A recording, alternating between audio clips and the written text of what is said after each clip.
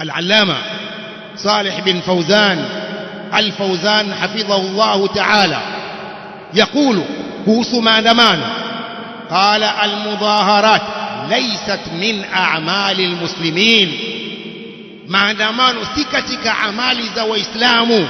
Almudhaharat laysat min a'mali almuslimin walam ya'rifaha as-salafu as-salih. As-salafu as-salih hawajajua swala hilo la maandamano.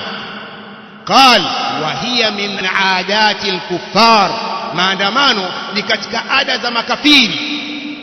Maandamano yameanzishwa na makafiri, hayakuanzishwa na waislamu. Halafu akaendelea na kusema wa fiha mafasidu kathira min al-fawda wa safki ad-dima wa intihaki al-a'rad wa salbi al-amwal. Mafisadi ya maandamano ni makubwa mengi: umwagaji damu, kuvunjwa heshima za wanawake, kuchukuliwa na kuporwa mali za watu, mengi, mafisadi mengi.